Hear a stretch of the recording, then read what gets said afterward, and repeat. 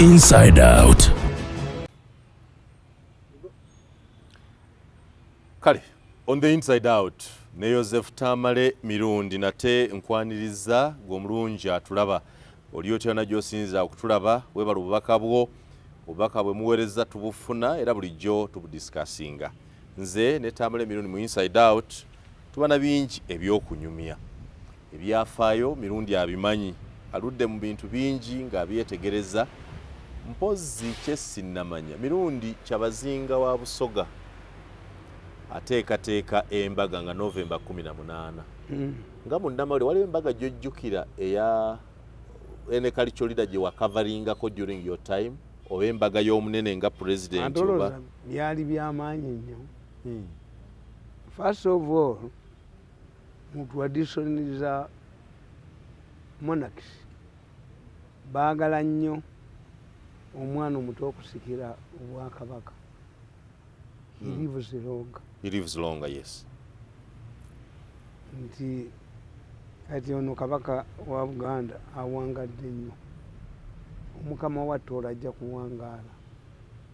If nature Katonda amutaddewo. Muswati is young. He's young, yes. Kyabazinga is also young. Pakati omukadde naye ogenda okula otandika ebyobufuzi obibala obu oba bw'olya mu crisis nga Mwanga without experience osanga crisis. Nze embaga gye mmanyi mu byafaayo bya Uganda eyasookera ddala yali Apollo Milton Obote Katikkiro wa Uganda. Yamalawo paundi emitwalo 6 n'embase ne ziggalawo. Wagirabako oba wali mwana muto? Wali otandise okusaka amawulire oba wali mwana okutegeera? Yes. Paundi emitwalo 6 mu biseera ebyo zaali nnene nnyo. Anti buli paundi yali mu sente za Uganda 2 ng'akapapula ka siringi 2 tukayita akapawundi. Paundi emitwalo 6 mu za Uganda ze mitwalo 12. Embassies zaggalawo. Embassies closed in protest. In protest? Yes. They were that was an extravagant expenditure? Yes. And Obote came out and defended himself. I'm a nationalist. I fought for independence. And many goods were given to me free of charge by local companies. Ng'omwenge ngaki. Eya Idi Amin yagiddamu emirundi 2 due to public demand. Embaga? Eya Amin? Ne Madina yagiddamu egi. Ebiri? Due to public demand. Is that public demand? Yes. So, it tells you, nabagamba nti government ya Buganda ey'emmengo yawola Bungereza paundi emitwalo 10 mu Second World War. Era olutalo we lwaggwa ne bazimbiramu ekisaawe ekyewankulukuku. Yes. Naye much of the items ng'amataffaali baabibba ne bazimba olubiri. Tutayiza mupiira nga kabaka asula bweru. Uganda government yawola Bungereza mu Second World War emitwalo gya paundi ana. Era ne bagikolamu ennyonyi manya emmeeri bagiyita Uganda. It fought in the Falkland War ne bagidamaginga. So ebyo bintu ebyamaanyi ennyo byojjukira nti ebiri mu history wastage of money. You mean embaga ya Obote? eyinza okuba yali expensive okusinga eya Kabaka Mutebi anti bala sente given the times. yes bala sente nti paundi emu emitwalo gya paundi 6 ogambye nti gwokubisaamu 2 okubisaamu 2 actually 2 nze nkubisizaamu 2 ziriya biso gyali mitwalo 120 around 1.2 million shillings then around there tizimba amasomero amu mu kiseera ekyo yali miliyoni mu emitwalo 2 ey'ensimbi zaawa kakadde nga kabalika omanyi nti sukali yagulanga emu sente 4 ekilo ya sukali oba laatiri okutandika okugula sukali ku maduuka nga laatiri egula singi emu sente 4 naye nga abanywa nze nebunya n'okwebunya mbu simanyi obwavu obuli mu Uganda mwe mwalaba ku bwavu sukali nga laatiri egula singi emu sente 4 naye nga abantu bafumba bikajjo mu mazzi ekyayi nange nakula mbimanyi nga tubisekula ne tubifumba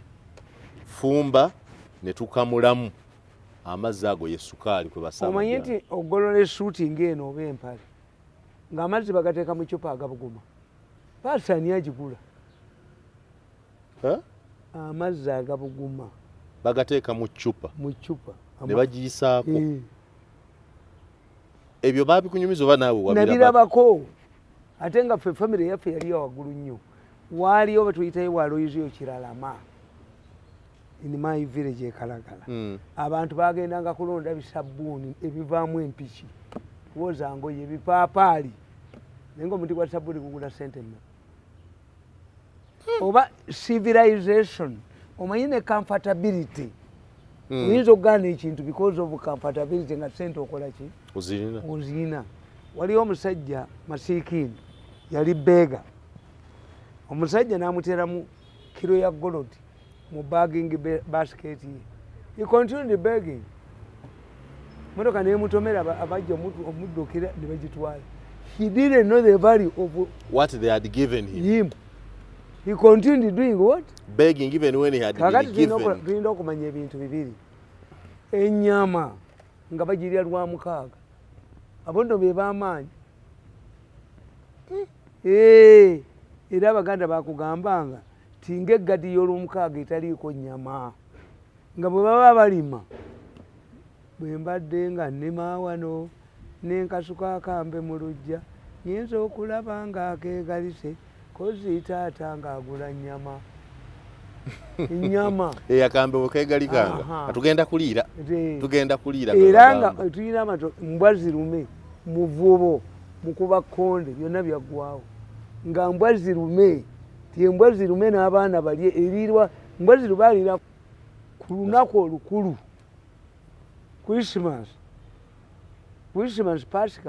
Pasika nyumanga kutta mbizi olwokutaano batta embizi ate olwokutaano naye yalina tradition yaayo Pasika olwokutaano batta mbizi kaakati nga bayinza okugamba nti bajja kuliira wa muwanga ekyalo mwena ne musonda amatooke biki ne bayiisa omuyiro gwabwe ogw'omwe kati omukazi ataaguze lugoye gwe bataagulidde lugoye asaba misa ya kiro ku Christmas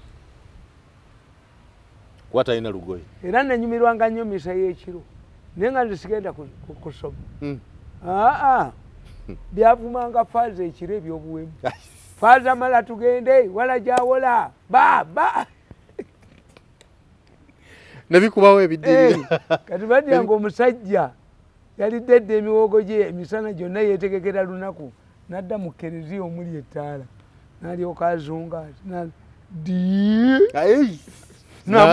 n'amagamba gabwasi ng'amaze okutakaka misa y'ekiro ng'ennyumira naye nga batalina ngoye tebabagulidde be bagenda mu yeekiro abaana bonna nga babatwala ffenna nga batwala ku bitugu bya Christmas kubanga it was a one day ne kakati mwankankubaoli omukazi omuganda ng'anobera ekintu eki kade olugoye lwasiibamu era omusajja bwe yagendanga okutunda pamba oba emmwanyi n'agulako kade y'omukazi naawa omusolo naawa egundi eno renti ey'ekibanja ng'abamaze obusuulu busuulu sasula obusuulu sasula omusolo naye kakati gwe tunuulira abakazi muwala we lwe yayanjula yafuna gomesi newaliyo embaga ya graduation yafuna ki gomesi so she ends up getting gomeses nekiba tekikyakola makulu kyova olaba nti bano nagamba Amelia kyambadde nga nkyali mu State House nti abakasiita ekibiina kyakasiita sikyabayigiriza no abasuubuzi ba Uganda sibayigiriza apart from a few ngabo bahaamu baani sabali mu mafactory naye bano abali muki mu kasiita mu informal sector nembaga mubafunire abadiguli abasoma economics aba nga mwe mubasasula kuba kasiita will continue staging ki strikes wagamba bafuna abayivu bakulembere kasiita babateekemu babakolere secretariat nga government yebasasula was that done baate bakiraba naye bakikola kubanga CEO w'akasiita kati ne deputy bayivu baliwa kakati abbe mwesige president yakeera kumanyi akasola bamwesinga omanyi omuganda avuddemu awo omuganda abatakyalimu yekyenyi yokka president yakwata miliyoni 40 naziwa banka y'akasiita bazirya omubujjo ne bazirya basekito nembabuuza sekito tasobola kubakolera sekito bamukwatira buseruka mu buyeekera sekito gained freedom through amnesty kamugwamu simanyi mwe temubala intelligence tebala kubanga yo intelligence ya Uganda ebyo teyabisoma ti when you are forming an organization mutaddemu abammwe because I remember sekito yali agenda okukulembera n'okwekalakana oba yasirikirawa ndozainayo ka diploma bwe kati abali revenue authority bamuwanga sente akole strike ate bamuwakuulinge is a strategy mu Uganda Revenue Authority bamuwa n'atiisatiisa ne bamuwanga bikende era yali musajja mukujjukujju nnyo bwe bastrikinga ogwasooka Museveni yagaana obbalaga Museveni mugezi Amelia yawolerezanga abasuubuzi abo n'abamuwa mu trade that's Museveni eyabawolerezanga era waliwo omusajja nga muyita change ng'asomese economics e Makerere Museveni mu 86-87 yamuwa director of taxation ng'azirabako Professor Nsibambi yamuwa obwa prime minister n'obwa minister kyeyakola kyali ekinga Ggobi tukiyita political hygiene ekyo Ggobi yokisobola Ggobi akikoze political hygiene financial hygiene ebiseera bwegiti kundaku bweziti bakola kyebira tobisobola beetaaga political scientist the fundamental issues olina okuba nga wasoma egundi political economy. Yeah, but Ggobi has removed the ghost pay anti-political hygiene yogamba naye kakati bwe yakutte yagenze n'akwata ku gold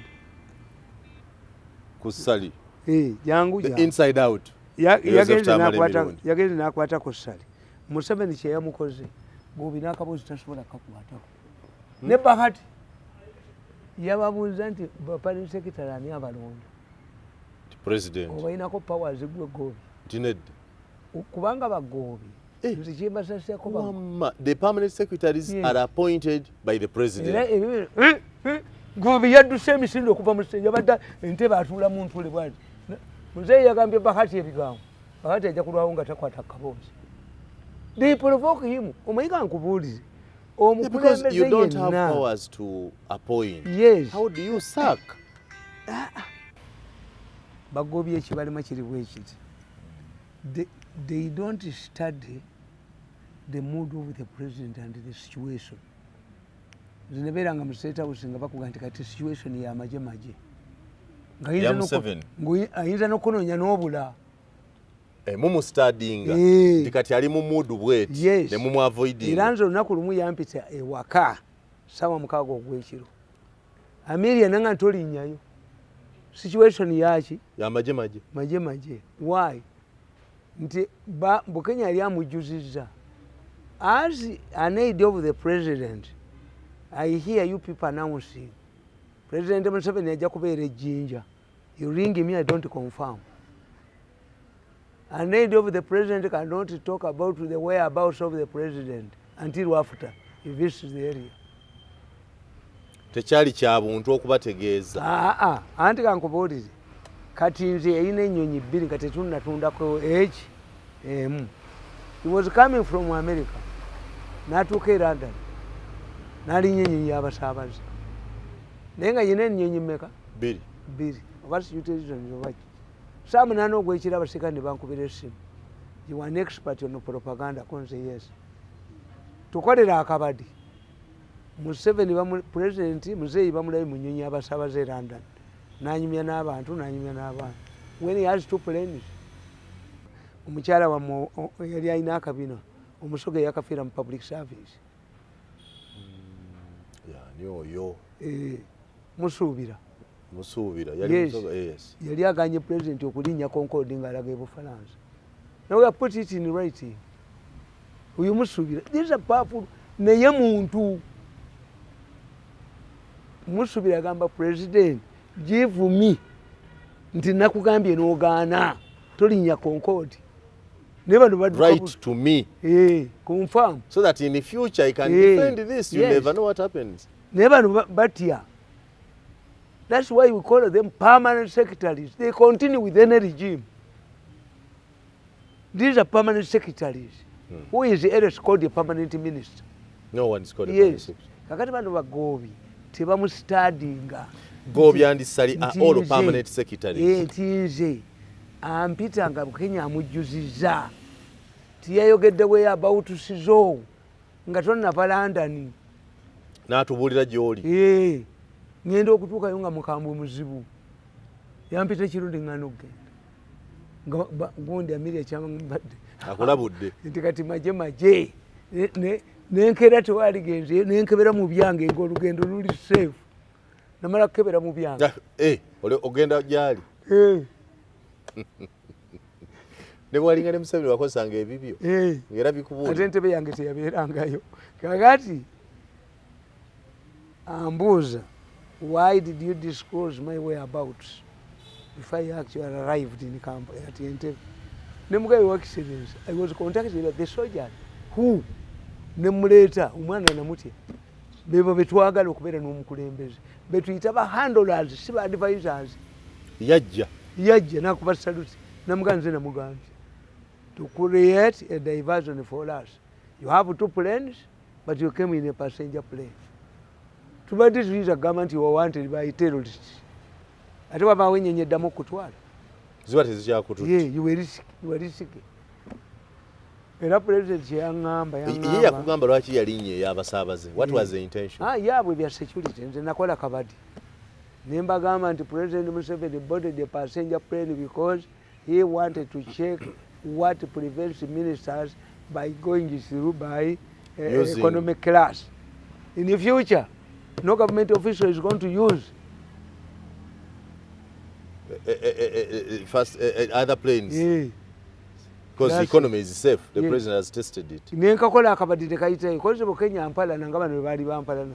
Omanyi forces nyingi ezankuba. Kyembalengedde okubuuza, what would be the problem between you and Bukenya? The two of you are Baganda. Bukenya bwe obwa vice president omanyi Museveni ayihiya ti Museveni yagamba Mbabazi ne Bukenya nti we are going for a risky venture.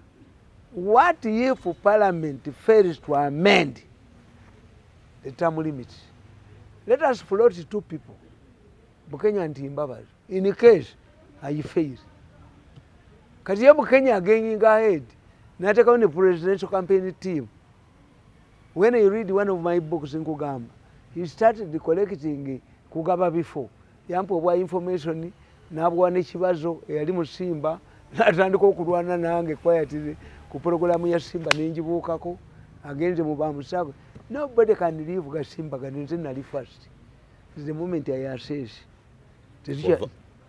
Nova. Omutima gwange gusiba ekintu omulundi ogu. Manyirosi. No. Because I've lost many relatives. I've lost children. I lost my father. all the people who are very close to an individual bonna bafiiriddwako.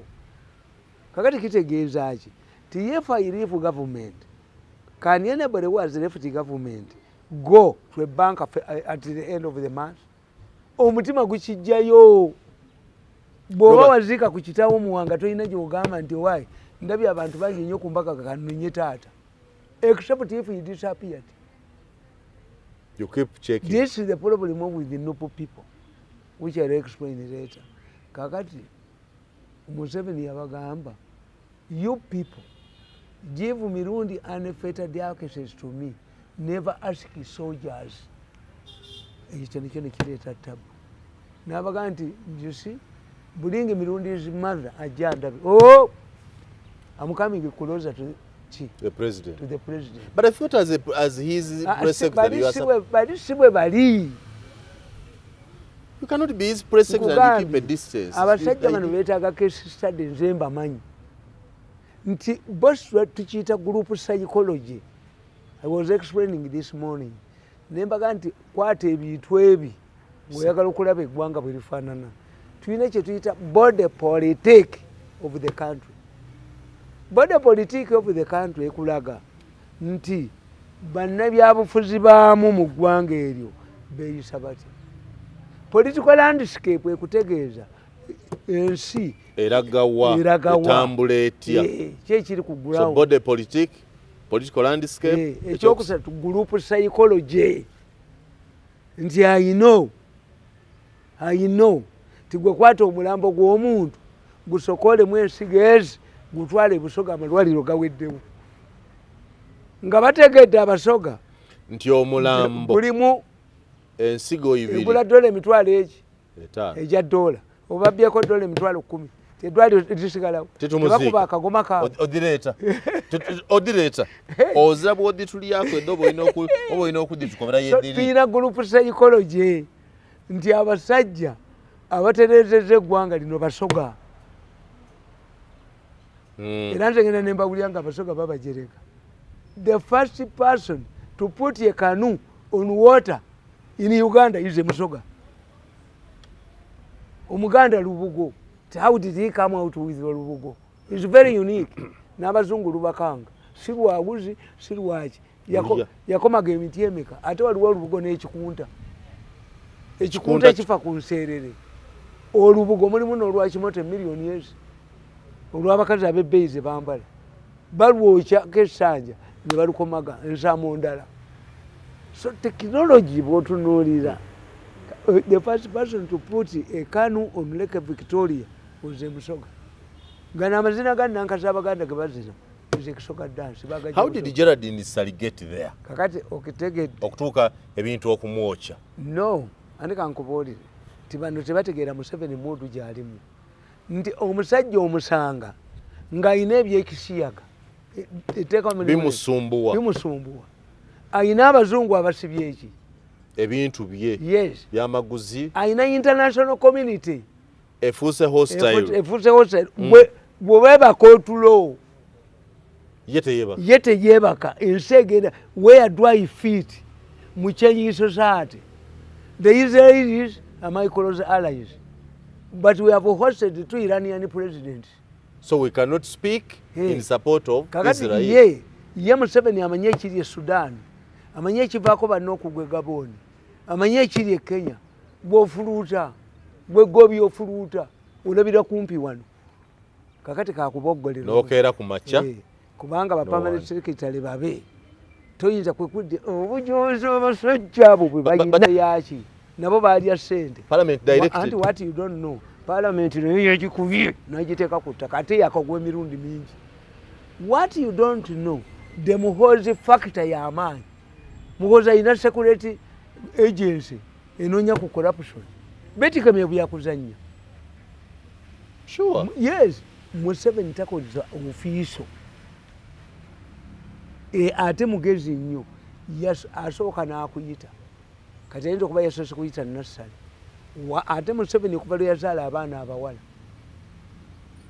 ayina nnyo soft sport ku bantu abawala. Is a good friend of women. Yes. That one I agree with I'm you. telling you. Bwatyo bwakubye ne busogo tussa wansi. Yatuwa bakazi beerere buli kifo tasitula musajja wa maanyi. Anti omukazi ali honest. Women are honest. Women batya embeera embi bebazaala. This why nabagamba nti ensi yonna eyina image problem eronda foreign minister mukazi. Mushikangabo yabadde Rwanda until Rwanda its image has stabilized. Nereeta omulala. Nosanga nti Uhuru Kenyatta ne Gundi nani Amina ne baleeta Amina ne Ruto baleeta Amina. Women are very infectious. I'm a woman. You think I can encourage killing people in Rwanda when I'm also a woman? With the children, I know the pain. Yes. Irando was so don't you think President Kyeyakoze between Gobi and Geraldine Sali aleta collision course mu bano? Yabadde humiliating Gobi ne Gundi. Why? Nti gwe Gobi toyina pono yali osiramu ba naye Bahati akaboza ajja kulwawo. Ate Bahati ajiramu naye yamuyise ate nga bulijjo Museveni asingana permanent secretary zibokka kunono ne Gobi yamuyise namukomolamu ng'ebyenda by'embuzi. Gobi okuddamu okwata permanent secretary bafunye amaanyi tabakwatako. Ye Bahati kye yamugambye nze ndi wa misu Bahati ye emyezi 6 nga takwata kaboozi. Minister Bahati amumanyi nnyo. So akibadde mu kino. But is a minister at that ministry. Kakati bo kye bakola obubi. Nze Museveni nakola naye emyaka 11. Museveni mumanyi. Museveni detects enemies from far. Teri muntu akola damage ku government nga tamutuzanga katebe. No, gwe mwogereyo.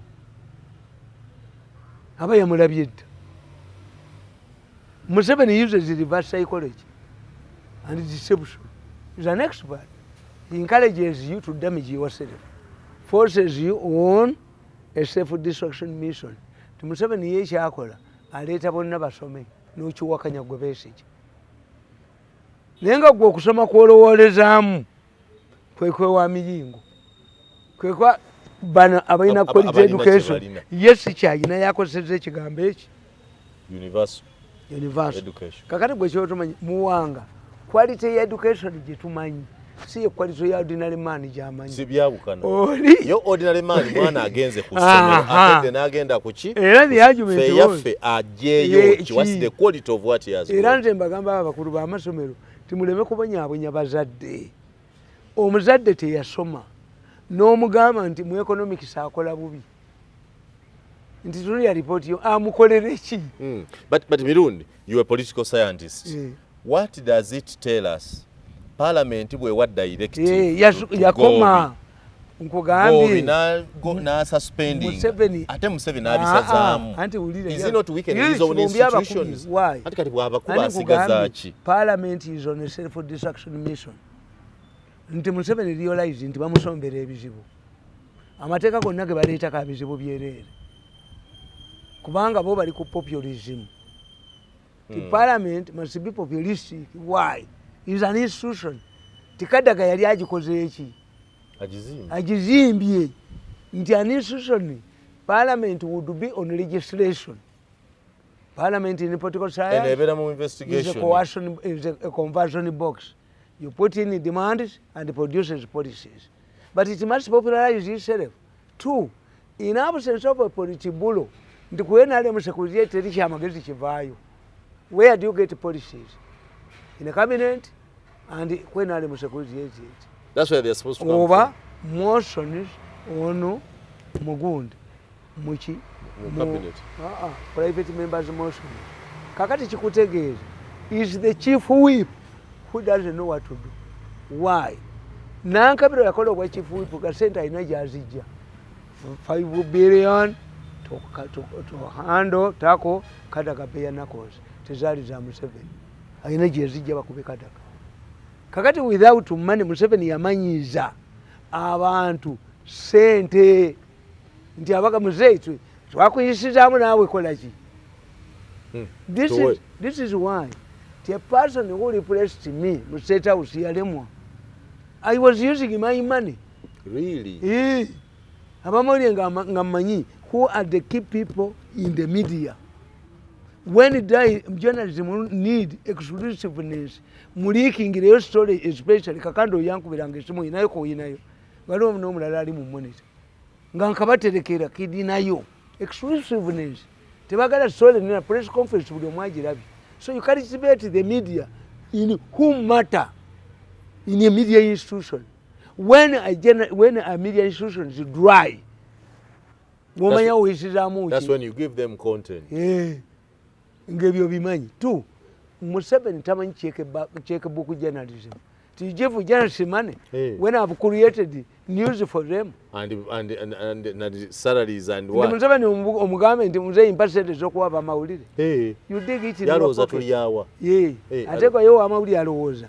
Nti olwaleero nsibye lwakitula ngenda kugenda n'emitwalo ameka ataano n'omuntu aga nti abanne bannaffe ku ssente mwasibye wamu era nze ntukola charity nkubuulira nti omusajja yalaba nannyini nyumba yalaba gundi we tenanti we mu press conference namuga nti nkubanja nga wabadde wa Museveni naffe bwe tuli advisor ate batunula baaziga batogendayo.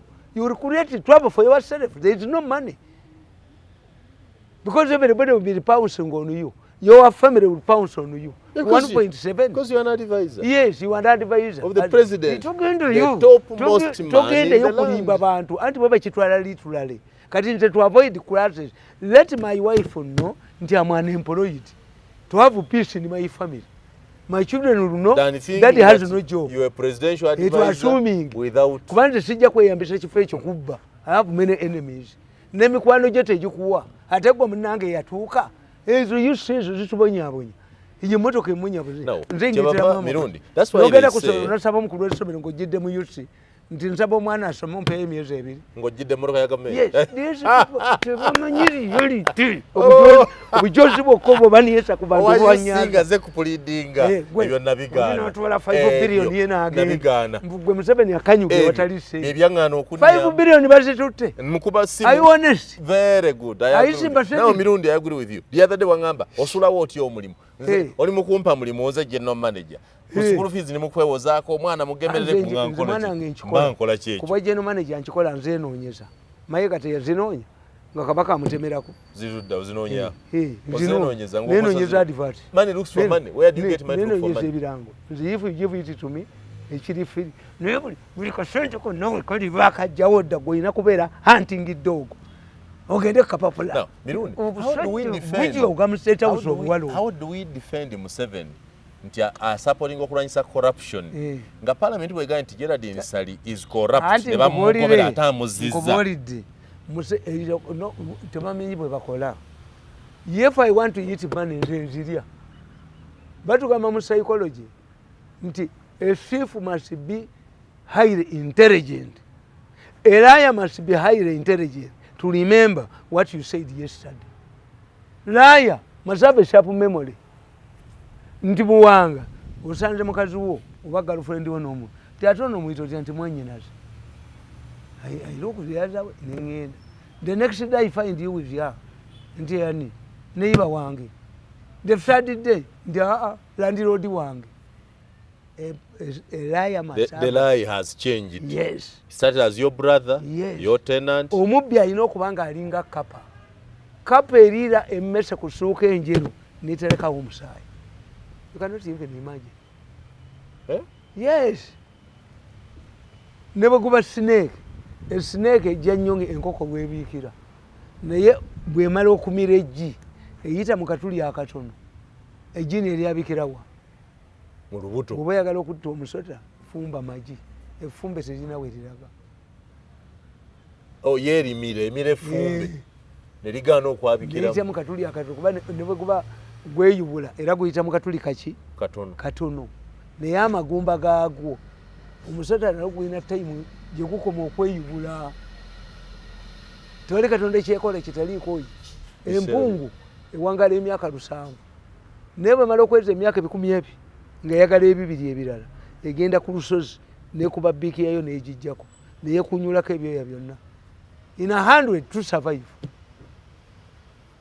So kati ndateire kyeyakola kakati bano enkola yaabwe tebawangulwa tubula banjo tubaganya emyaka 10 lwaki tebalabangako muntu abawangula baveeko abasonyiwa. They have never considered defeat. Wabasonyiwa tobyogerako. Era bacyanwanyisa. Babakuvaako.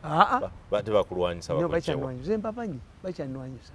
Kubanga bali neddabe gye mutadde ku family yange. I want to learn from you. How does government work? How come yawandikira Gerald Nsali nga tabuzaako authority? Bazina. You don't have powers. And they not talking with the president. Omanyi nti ne Museveni yakya parliament ayinza ogitya. Because waliwo ekintu kyokola n'okola ki n'oyitawo nti omukazi wadde akola naye ku Christmas akutta abaana n'alaga e Nairobi muwanga okkiriza nti musaala gwe oba mulimu akoleramu. Olowooza nti waliwo. Yes, mu byobufuzi batugadde paranoids, control power. Abatiitiizi be bakwata power be bakuuma omukazi. Paranoids, control power and a woman. Kakati ye Museveni tumumuyita musiru nti etteeka ly'ebisiyaga unanimous. Buli kyemuyisa mu parliament unanimous. Which force is behind you? Ndi parliament awatali kwesalamu eyisizza. Awatali kwesalamu eyisizza. Ebeeri kagikoleramu. Bwerijja ina powers to impeach you. Ebyo Museveni abiti. Museveni yatya nti parliament yaleese obutayisa teeka lijja komo ku kisanja. Yes. It can. Really? Yeah. Yabayita. So was he not ready to use the force? N'abaga nti Moi yalwawo okuleeta Uhuru Kenyatta. Era ne bagamba nti ekyanyiza tumukunde. Kyali eki tumukunde awulya nti mu State House mbadde mu meeting tiyaki nti balonze omusika wa Museveni. Nga yetali. Tumukunde yambuuza nga mukambu muyitirivu nnyo ku Silver Springs.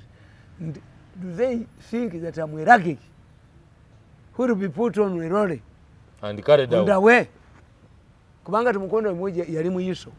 Tumukunde ye musajja yakulyako teri yakulya yadumirako force brigade nga balwanyisa. Let me understand. So Museveni thought that in case parliament did not pass the term limits. Yes.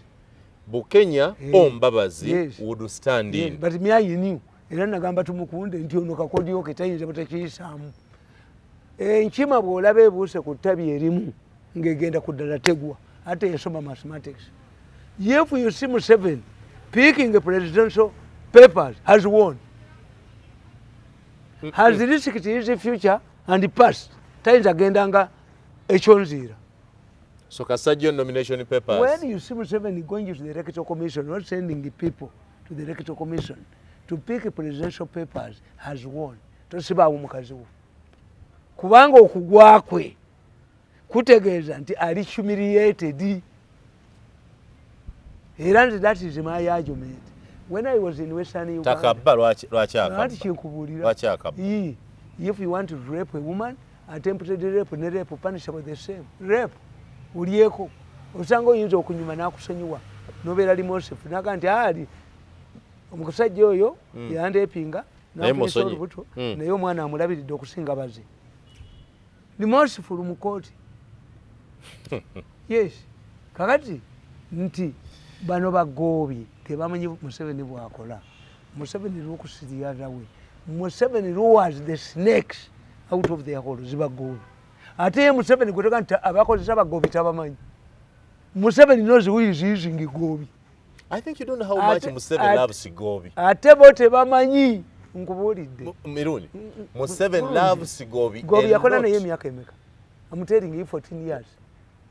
I worked with Museveni for 14 years. None yakakoze omwaka. Bakakola emyaka 2. Kugambye nti Museveni ye alinga omusajja omukulu w'essomero ng'ayina abaana be balalu.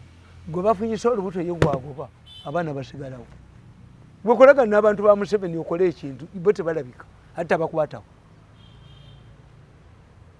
Kati abagoobi naye nga olaba bwanyiriza economy bwamyumyudde inflation down ebyo byonna okulaba amawulire bagobi tebalina nnyo inflated gundi achievements biki kati kankubuulire. Do you have a brain to analyze what Gobi has done? Do you have powers to handle a permanent secretary? Kati yeba abali emabegawe babi mulowozesa. I think the secretary to the treasury, the head of public service, the head of public service. Two, in case parliament that told him that you as the supervisor, parliament ina buyinza bwana Museveni bwana kiza parliament wali wana asigalawo Museveni ali tutemu parliament. Museveni anyoma parliament bwe yagoba Namuganza yamulemezaawo bwe bagobye Sali yamulemezaawo kale yagala parliament emuyambe etya bateyo ku drawing board oba nabo bennyini munda zaakaani let them nti ate speaker aganye gundi aganye ono gundi ono musajja atwala ekifo kya ate deputy speaker amutaddewo coordinate find a way togera ng'ono agenze nga speaker taliiwo. The speaker should sit and explain the two situations. By the time I rejected FDC's appointment of Yusuf Nsibambi, there were quarrels, but today Parliament has heard that this the banks have also agreed. This is now a legal official position. I now agree to that this is defendable in law. Neyono bwabanga akikola ng'ono taliiwo bagenda kwesanga nga bagirwaniddemu nti ono deputy speaker ye ayagala nnyo okusanyusa ababaka baaki ba parliament. You don't need to please. Naye defend your position. Defend it, your position. Nti these MPs aba opposition abalwanagana abagala okunya babaganye kwogera mu parliament basooka na Bobi Wine. Bobi Wine yakwatiddwa bubi yavuma Muhoozi. Omanyi kankubuulire kasi ovuma Museveni oba n'ovuma Muhoozi oba n'ovuma First Lady n'abantu abalala ab'amaanyi balina abakukwatako nga tebannakukwatako nga tabalagidde nabbalagira. Sure. I'm telling you. Waliwo abakwesorting. Gwevuma Muhoozi ne batamanyi kubanga Muhoozi this MK is a movement, a very popular movement, white movement. I'm telling you. Kankubulye Muwanga Museveni yinza obutasigaza ba minister. Museveni n'akola ruling ti minister yenna alaga mu MK resigns. Omanyi ba minister obungi abali mu MK nenga bagenda okukwayatira abalwanira ekifo kya coordinator mu buli district obamanyi obungi. Ministers that are paying allegiance to Muhoozi. Yes. Already. Yes. Kwayatire. Nkugambye twabadde Shema ne bagamba nti basose gamba nti Kateesumba taliiwo tayagala Muhoozi.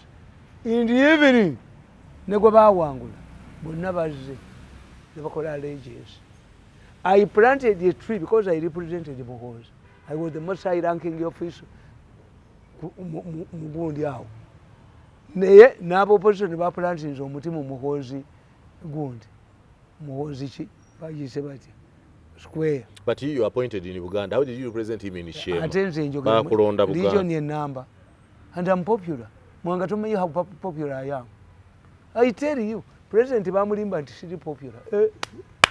Gwe yogerako bwogezi. Waliwo omusajja baali Kamuli alina radio ye. Omusente ze yampanga buli wa mukaaga ogendayo nga n'amafuta agasasudde. Naye nga bwe mbeera ku radio waliwo endala ezoogera. Muwanga, you see, when you are used to somebody, tomanya value. No, but you are popular in Uganda. Everywhere in Shema, in Western Uganda. What do they want about you in Western Uganda? Wait. Kankubulye Muwanga. Never underestimate yourself. We shall be powerful factors in the next election. I want to tell you. Abaana bali ku smartphones. Even ono junior naye bamumanyi.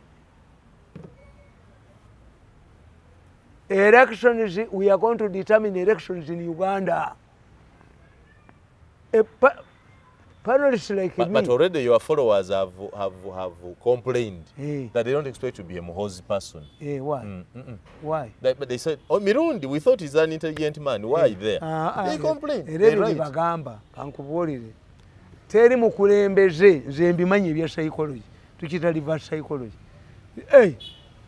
Naawe obeera ne Mirundi. Omanyi kikitegeeza?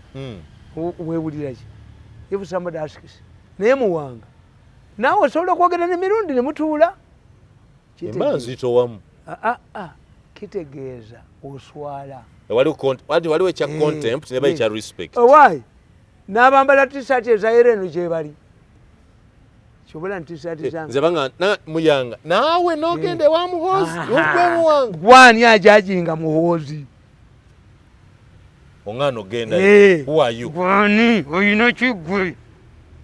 Arrogance tukita imperialism. Imperialism means somebody captures your brains n'akulowooza nti yakola ki. Ya controlling. Yakulira wolaga ne wova. Yakusenyambala yakola ki. Yakutwala wotole. Yakyogeranga nnyo imperialism. Inside out. Ne Joseph Tamale. Kakati ko buli lwakkiriza imperialism. Misa Muwanga. Otambula ne mukazi wo ku mukolo.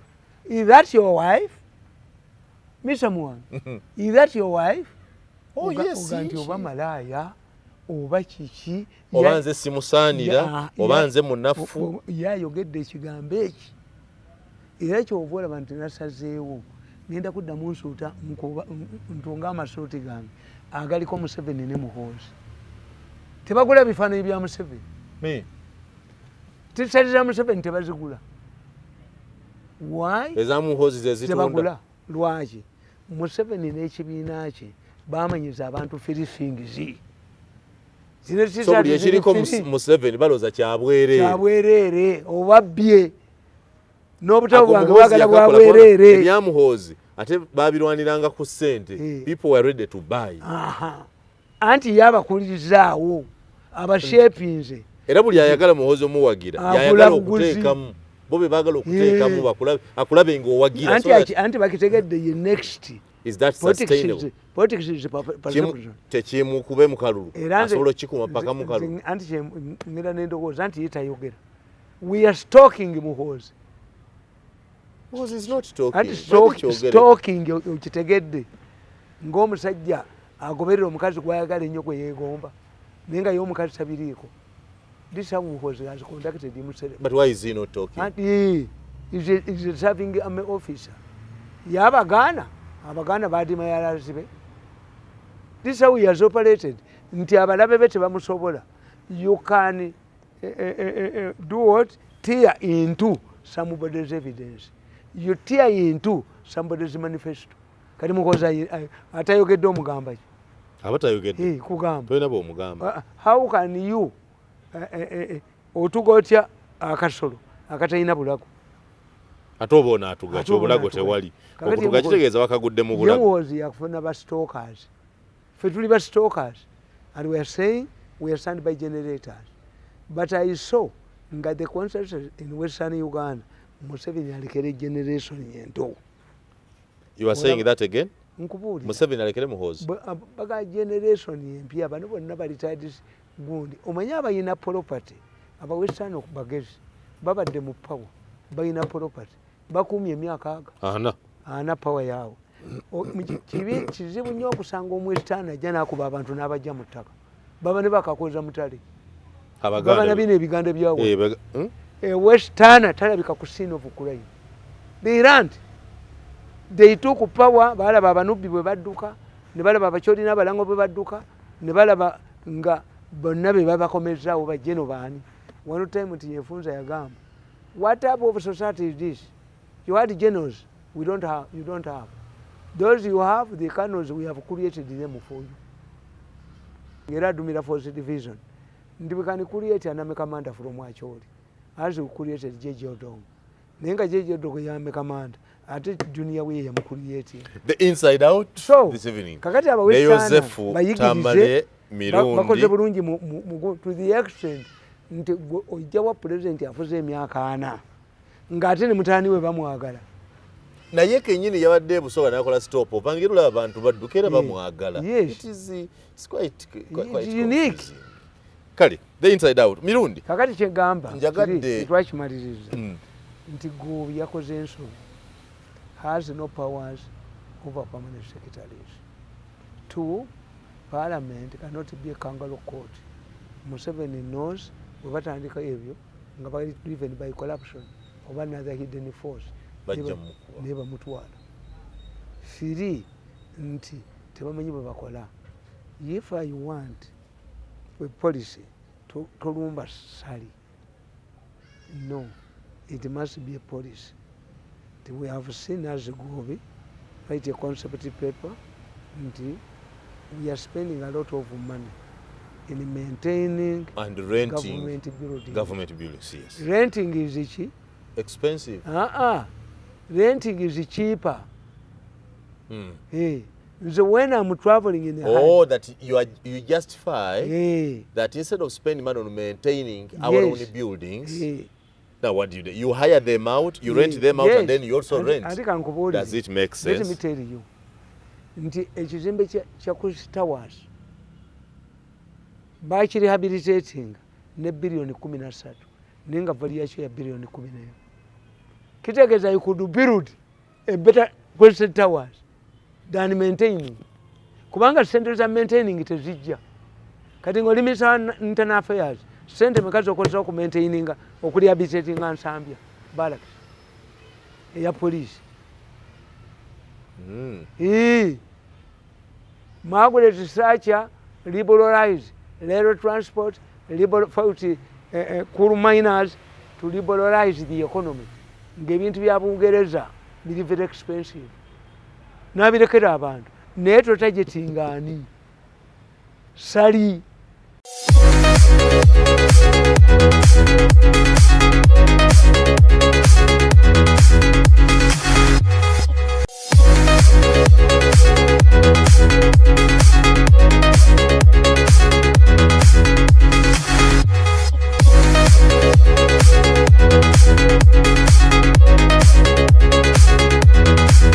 This is Inside Out.